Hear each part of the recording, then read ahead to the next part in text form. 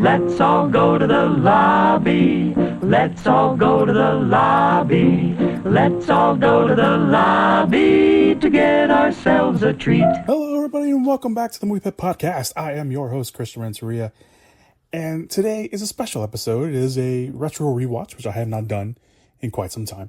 I originally had another retro rewatch planned, but I moved that one because I saw somewhere online, and I was like, you know what? I'm going to jump on that. I don't really jump on trends that much, but I'm going to jump on this one. Apparently, we are halfway to Halloween. So I figured, what the hell? I was planning on doing a retro rewatch anyway. I might as well do one for this movie, which I had been planning to talk about on the podcast a lot. However, I have not done an episode on it yet, which I am fully ashamed of myself that I had not done an episode on this. So I figured I'd do it now, get a head start on it, and make sure this episode gets out. So I'm going to talk about a movie that I have loved since I watched it when it first came out, all the way back in 2022 or 2002. Sorry, that would have been way back, 4 years ago. No, back all the way back in 2002, and I am talking about Neil Marshall's Dog Soldiers, which I've mentioned plenty of times, and I've mentioned it very recently here on the podcast. And I just want to talk about it because I've always wanted to talk about it, and I know this is going to be kind of a quick one because it's a rather short movie. It's not, overly long. Again, like I mentioned it recently, I talked about it, and I had watched it also recently as well. I was feeling a little off, and I was like, you know what? I want to watch something, and for some reason, I put on Dog Soldiers. But that's me. So this is, for those not in the know, this is Neil Marshall's actually first feature film, and one that has developed a pretty decent following. I don't know if I want to call it a cult following, but it is, a big following nonetheless. The movie follows, for those that don't know, a group of soldiers on a routine military exercise that turns, let's say, deadly, and they have to fight to survive when they encounter something they didn't expect. Werewolves. Hence, Dog Soldiers comes into play.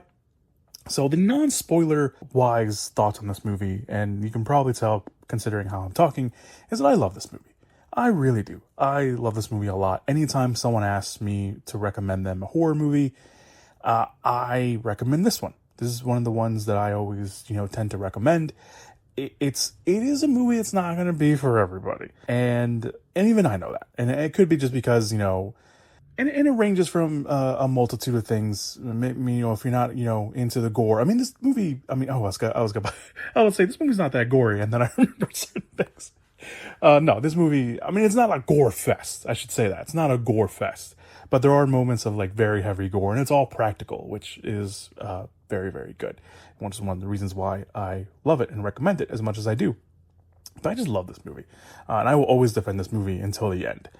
And if you want a movie that is an isolated monster movie with a cast that has amazing chemistry, this is your movie. If you want a movie that has practical effects, like I just mentioned, and doesn't rely on special, I don't think there's a single special effect in this movie. I could be wrong about that. There probably is at a certain point. But for the most part, this movie, very much so, is practically done. And if you want to have a fun time, Dog Soldiers is your movie.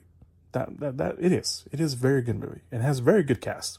But before I get to all of that, I do want to mention one other thing. Like I mentioned, I won't go beef for beef with this movie. I highly recommend it if you have not watched it. So this is really just going to be me, however long this takes me to talk about, to just kind of, it's just going to be a gushing session. That's out of context. That would be very wrong. Anyway, I want to mention a few production things. Let's just move on. Few production things. I mentioned it was Neil Marshall's first directorial feature.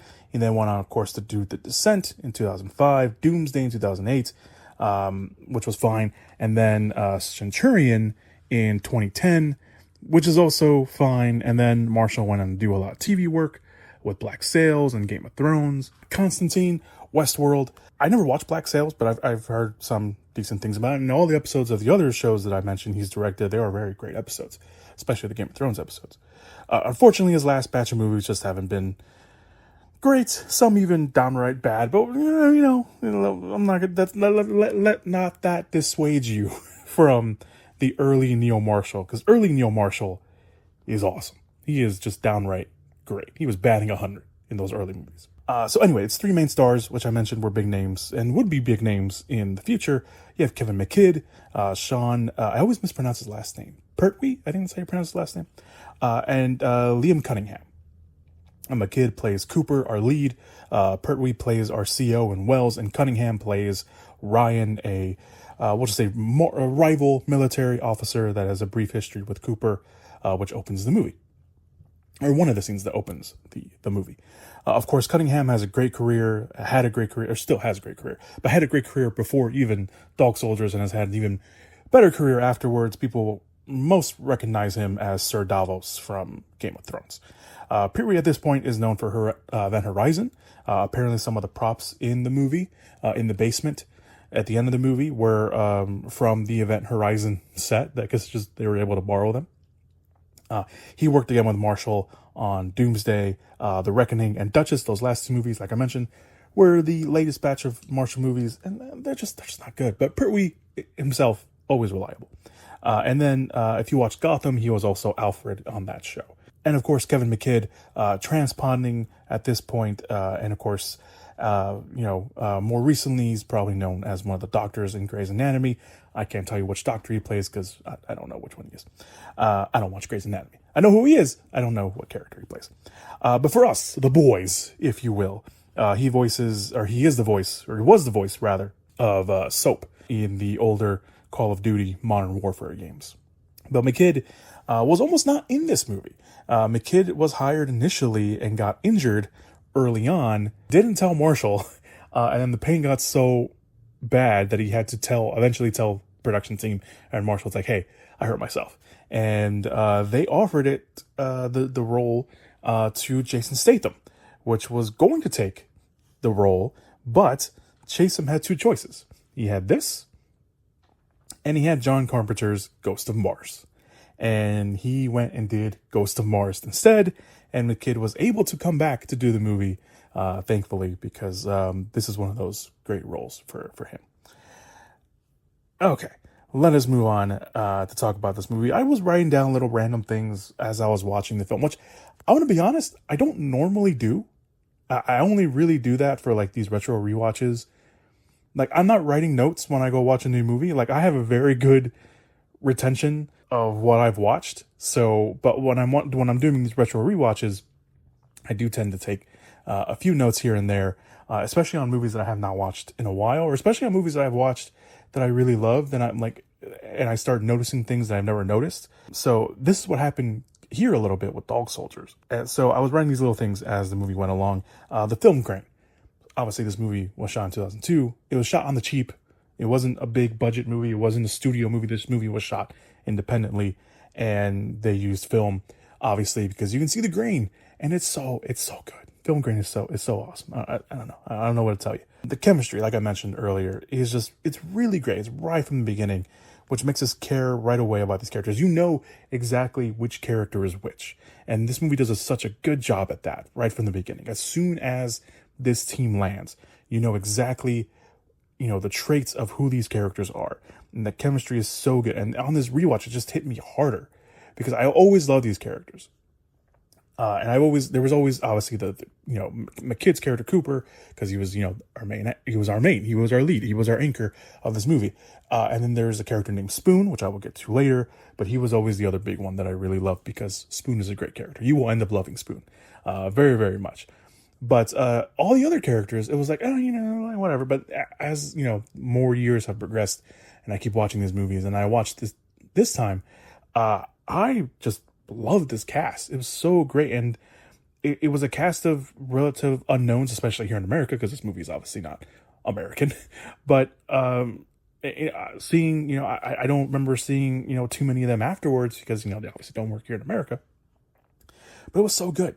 And the chemistry is just so great. And that campfire scene that we have and the tattoo story, because it was told by Sean Pertwee, is so awesome. It's so good.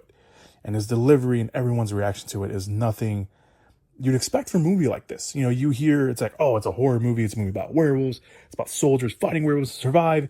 And then you have this campfire scene, and it's just it just rips away like the machismo that you expect from this movie. And it gives you something so human and so you're so locked into that moment, just like all the other characters are when Pete Ree's character is talking.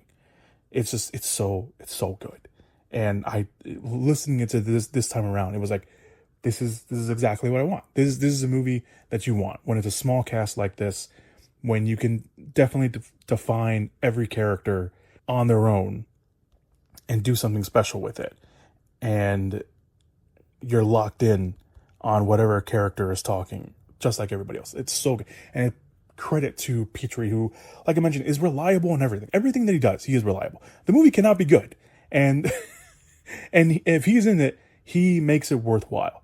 Like The Reckoning, which I did not like. I don't recommend The Reckoning. I really don't.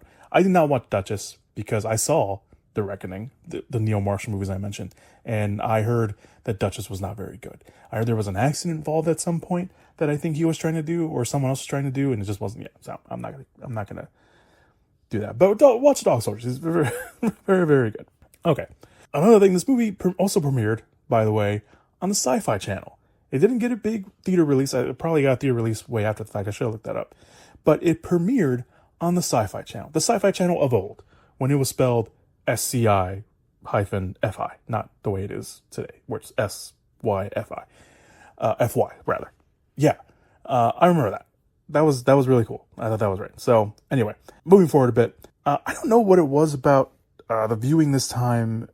And admittedly, because like I mentioned earlier, it's been a little bit since I've watched probably like a couple years since I watched Dog Soldiers. I forgot how much Ian Cunningham's character knew the entire time. Like, that's why he's there. So the reason why he's there. So like I mentioned, there was an exercise that was going on. We have Cooper's character, Kevin McKidd's character, Cooper, and his team, and Pete Wells' team going in because they're doing the training exercise. And it's supposed to be a training exercise. You're supposed to find this other crew and then take them out. And that's how you win. That's how you pass the test.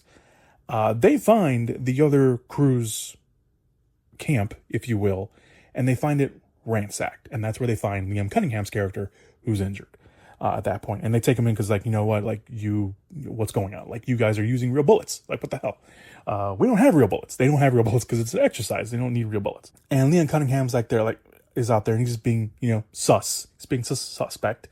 And they take him in and they eventually find out that Cunningham isn't there for the training exercise. He's there because the team, Cooper's team, was sent in as a distraction. They sent them in to basically die. Because the attempt was that Cunningham and his team were going to take a werewolf alive because they knew werewolves existed. So the whole point of this exercise was to sacrifice a team so they can capture a werewolf and study it and hopefully turn it into some sort of weapon for themselves. And for some reason, upon rewatches, like, I always knew Cunningham, like, kind of knew a little bit, but it finally hit me this time. I don't know why. I've watched this movie close to a dozen times. Never hit me. It's never hit me. I don't know why. But it finally hit me this time. And it's like, oh, he really is a bastard. And he does turn out to be a bastard of a character. So moving forward a little bit, we get to the house after they discover that there are werewolves there. And we get that nice little tug of war scene with a dog with Wells's intestines and or bandages, depending on how you want to view it. Because originally the scene was written as intestines. And for some reason, I think Marshall decided to change it and left it ambiguous because he is wrapped up. So he left it ambiguous to a point where it really is up to the audience. Is it the bandages? Is it intestines? Who knows? Either way, it's going to make you feel a certain way. My favorite bit of trivia of this, because back in the day, this was probably, I guess, normal.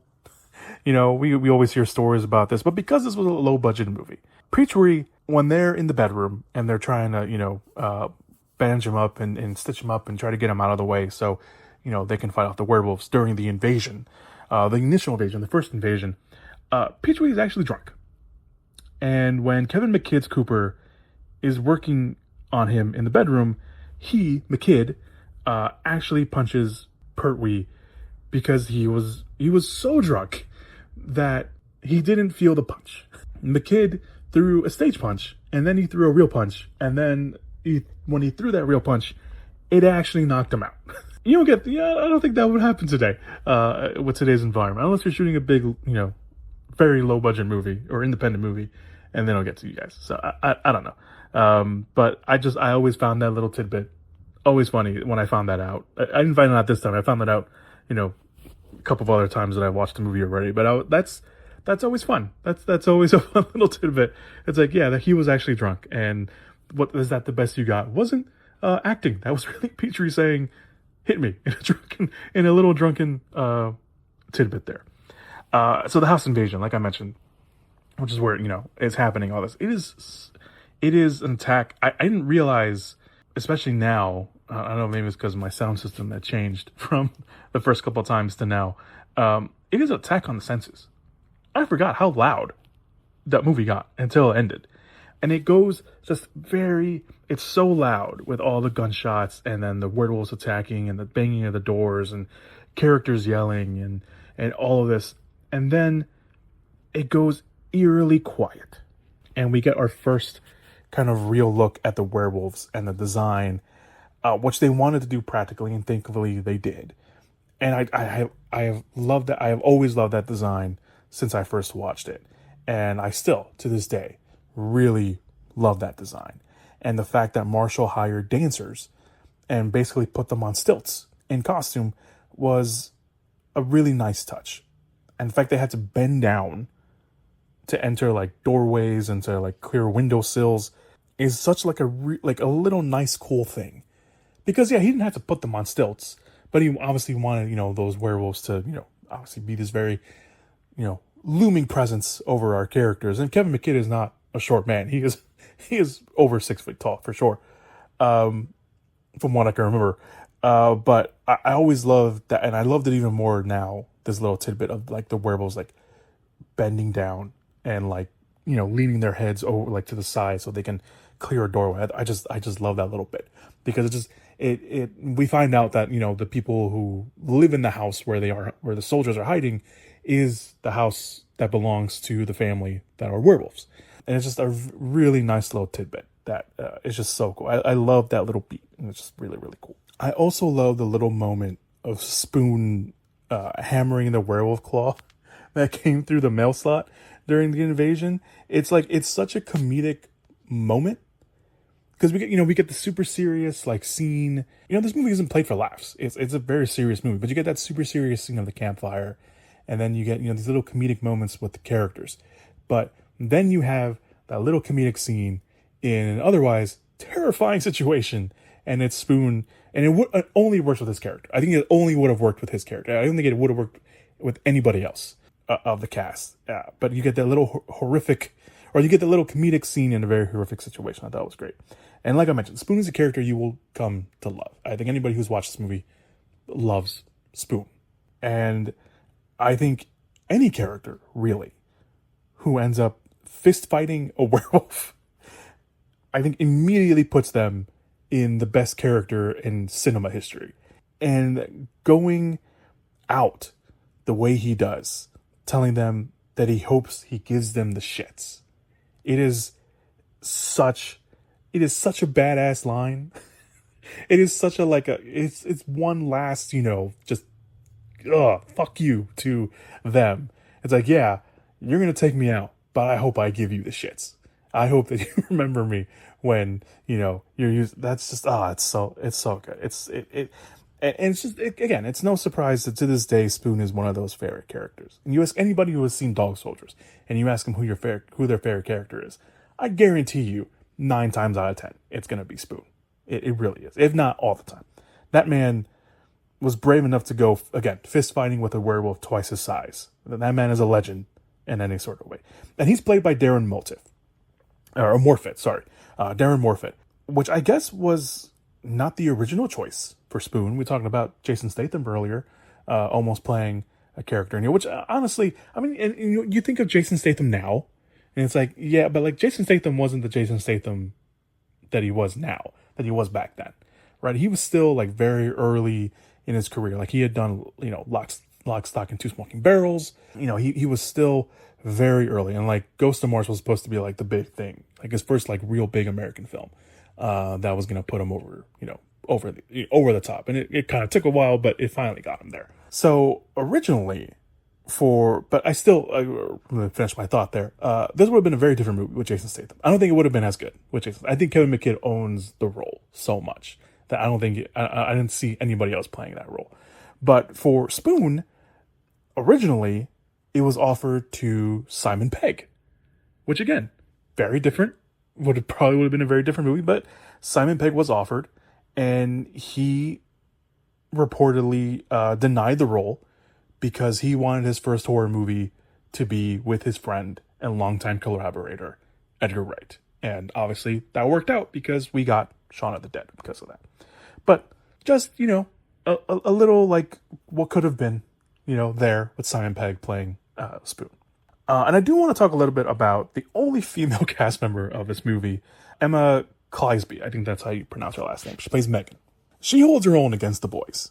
And she's the only female character in this entire movie. And obviously in a movie, typically in a movie like this, you probably expect her to be like damsel in distress. No, Megan takes care of herself. She knows how to handle herself, and she does not take shit from anybody, and she will not take shit from anybody. But then we find out as the story progresses, as the movie progresses, where she fits into the story.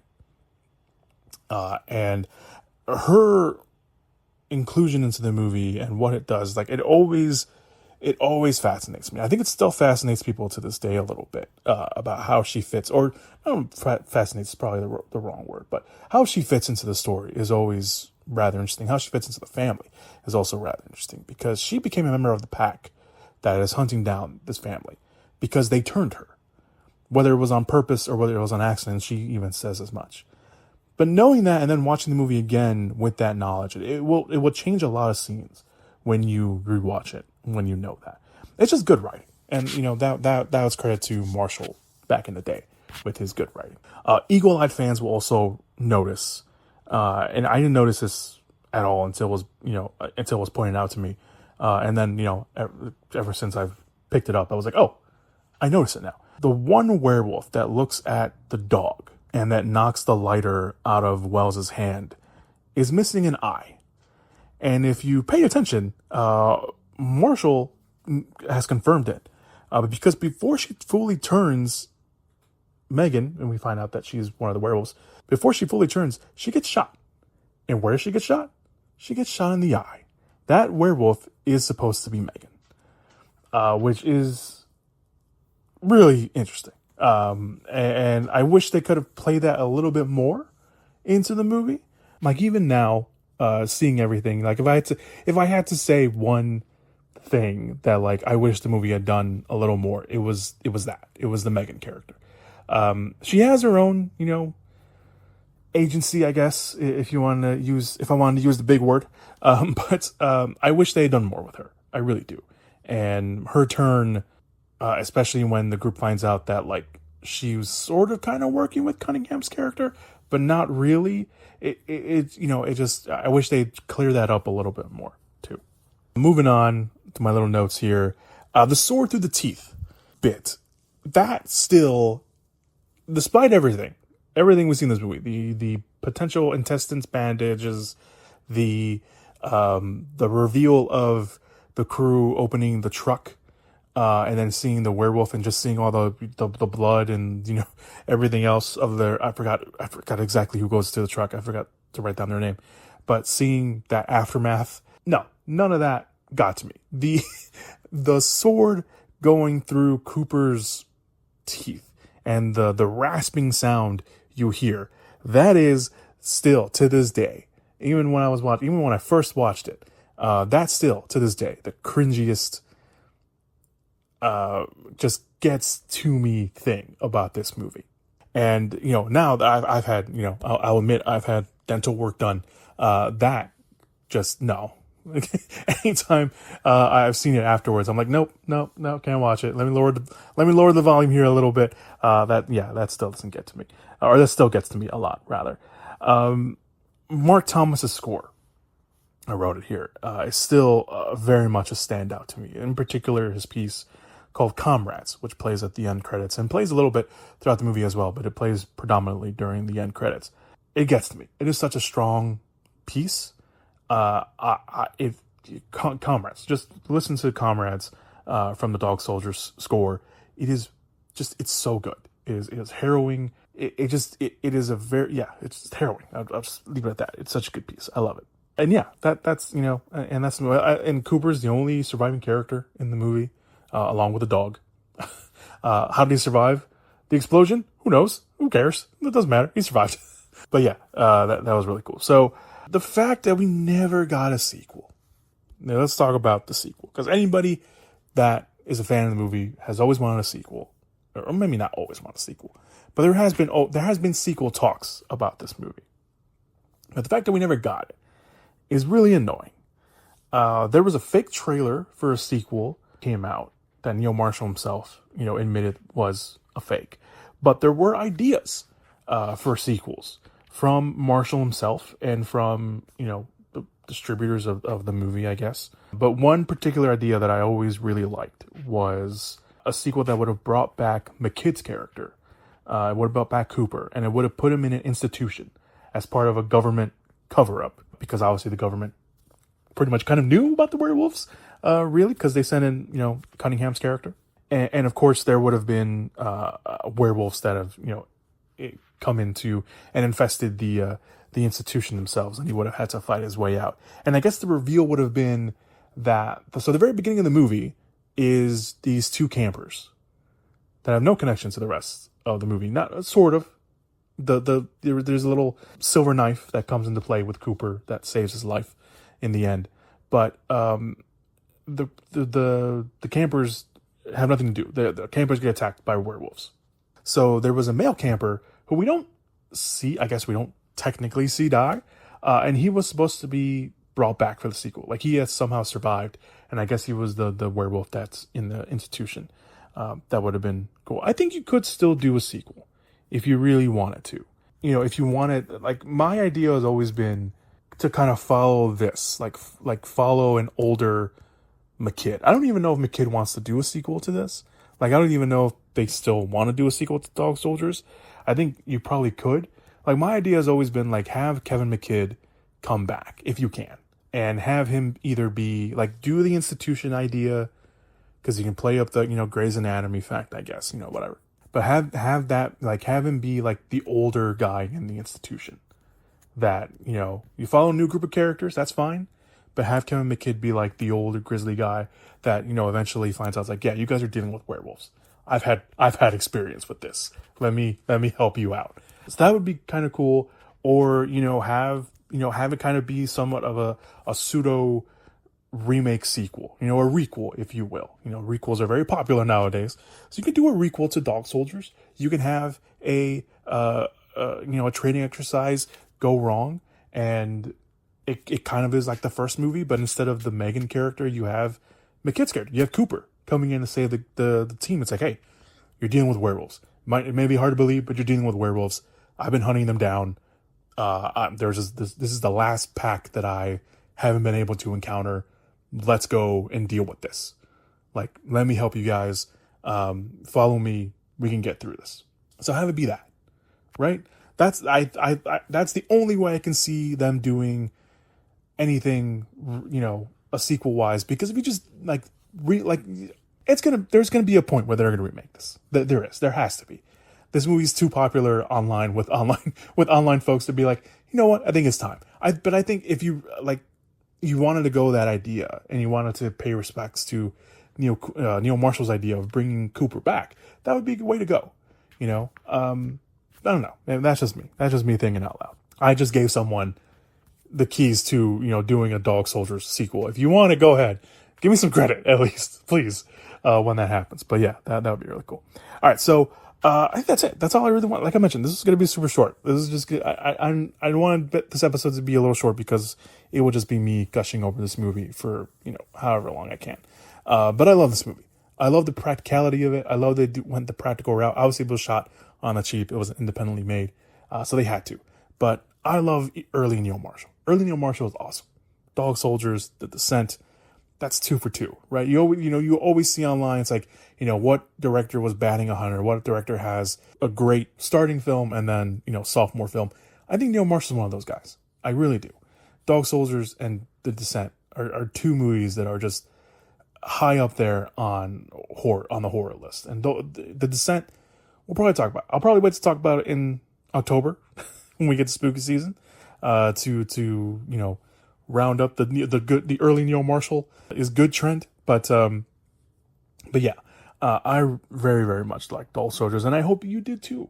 And I hope that even if you've listened to this whole episode and never watched the movie, you go and watch it, because if anything, even if you don't like even if you don't like what the movie's about, which is about a military squad fighting werewolves, I hope that at least the characters will make it worthwhile for you, because the chemistry of the characters is really, really good. Like I mentioned, this could have gone like it's the machismo route. Like, it sort of is. They're soldiers, but there's so much more to them, which is just so really great. And it isn't. I mentioned it earlier. McKid's the only character that makes it out. Seeing them die is just like, it's like, it hurts. It's like, oh man, come on. But it is a quintessential early 2000s movie, but it's one of the better ones. It is really, really one of the better ones. All right. So that's it. That's all I got for Dog Soldiers. Thank you guys so much for listening to this retro rewatch, which is me just gushing for however long I've been talking. But yeah, I really like Dog Soldiers, and anytime I get to talk about it, anytime I get to potentially put something onto it is always really good. So that's it. That's all I got for you guys. Thank you guys so much for listening to this episode. Make sure to check out all the links down below in the show notes and description area. I will be releasing this soon. Obviously, like I mentioned, we're halfway to Halloween. I won't do another halfway to Halloween retro rewatch. I will save all the Halloween stuff for October. But I wanted to get this one out because I've been sitting on this one for a little while to do an episode on it. And I just wanted to finally get it out because, like I mentioned, I love Dog Soldiers. And you should too. And you want to make this a summer watch, you should, because it's really good. All right, that's it. Thank you guys so much. I appreciate it. Be good people. Be safe out there. And as always, go watch some movies. Whoop whoop! Yeah! Give it up! Movies!